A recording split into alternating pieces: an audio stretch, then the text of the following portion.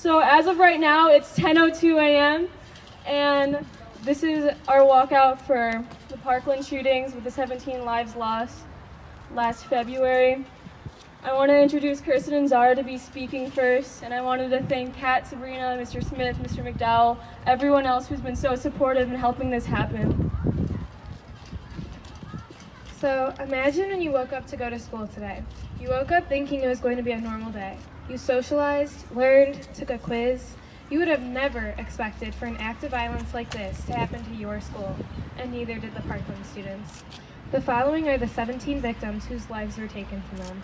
Jamie Guttenberg, Martin Anguiano, Aaron Fez, Gina Montalto, Alyssa Aladeff, Scott Beigel, Nicholas Dworet, Christopher Hickson, Luke Hoyer, Carmen Shentruk, Meadow Kolak, Joe Quinn Oliver, Elena Petty, Carol Lauren, Alexander Schechter, Peter Wang, Helena Ramsey. It's been almost 20 years since Columbine, yet nothing has changed. This type of gun culture needs to end. More restrictions are vital. The UK enlisted restrictions and ended a large portion of their violence. So did Australia. So did Japan. So did Germany. So why can't we? What will it take for us to finally feel safe at school? We will not and cannot be silenced until reform occurs. The past few weeks, the Parkland students have been using their platform in order to change and end the system that caused this and countless other tragedies in the first place. We are all hurt, disappointed, and angry. You can act on this too. Whether it is writing a letter to the government or creating a petition, you have a voice. If you're hurting, feeling stressed, angered, or grieving, talk to someone. Whether it is a peer, a teacher, or an advisor, you have an entire community surrounding you that cares. Let's please take the next 2 minutes of silence to respect the 17 lives that were brutally and unfairly taken last month.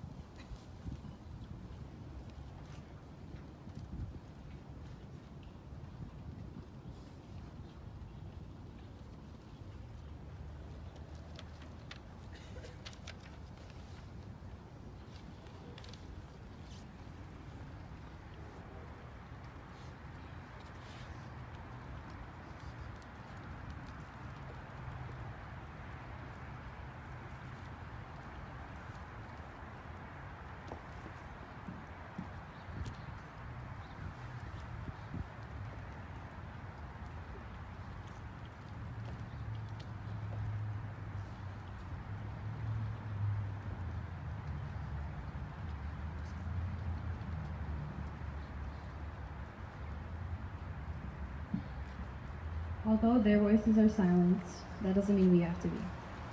We can let our voices be heard to raise awareness on this issue. We are anti-school shooting. We are anti-gun violence. We are anti-teachers being armed. We are anti-being scared, the most important place we should feel safe. We encourage you to use your voice to ask for what you need, to stand up for what your community needs, to make a difference for what your country needs, to create a safer environment for all the future generations. Now, Chloe's going to come up with a poem. My heart is racing, tears falling down my face, I'm shaking. What can I do but hide and stay low? I hear footsteps and my breath gets slow. Nightmares getting more vivid, of me running in the hallway trying to protect the children. Mom, did you hear the news? Some kid down in Florida just shot up a school. People think they really being helpful by telling us just to be careful. If this is a nation of God, under God, then why is this happening? Watching the news that day was just so saddening. A troubled kid, they called him on, oh, how foolish could you be? We saw exactly what he was when he was on the ground in handcuffs on TV. And don't blame it on illness, because that is not the case. And definitely don't switch it around and only make it about race. We're all humans, and that's all that matters. Raise up your voice even with all the background chatter. Drop down your weapons and put up a peace sign. No brother or sister of mine should have to run for their life. They send us their thoughts and prayers, but all we want is answers. How come gun violence in America is sicker than cancer?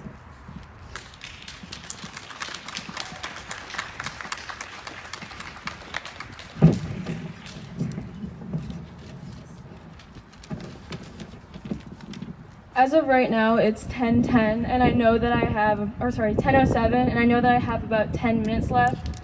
I just want to thank every one of you for your support as always. Since February 14, I've been counting down the days since this exact moment. It means so much to not only to me, but the countless lives lost during these shootings. It took a lot of effort between myself, Kat, Sabrina, my teachers, service council, Ms. Shepard, and everyone else who is for this cause. I understand that we've been out here in the freezing cold weather for such a long time, and I'm sorry for holding you back like this. But I wanted to leave you all with one last message. Before you all go back to class, go on your project week trips, then go on vacation during spring break, I want to tell you that enough is enough. Gun violence has not only affected Parkland or Columbine or Newtown or Virginia Tech, it comes back to our home in Chicago.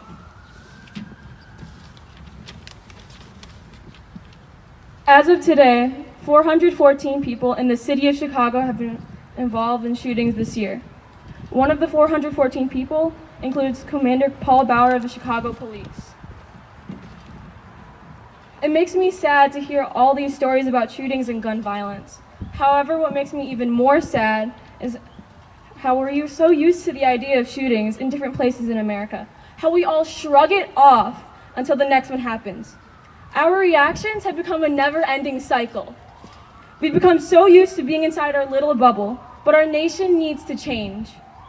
I know how hard it is to promote change, but we have to stop saying we will change, but instead start acting, create, and develop change.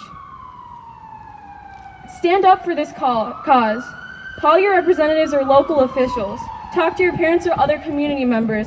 Enough is enough. Silence over these issues should be traded in for action.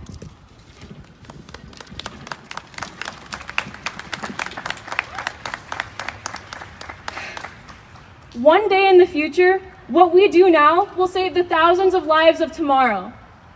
We can make our parents proud and inspire the young voices of tomorrow. But this depends on all of us. I want you to know that all of you have influential and powerful minds and hearts. And with your voice, your thoughts, and your compassion, we will make a brighter and better tomorrow. Thank you.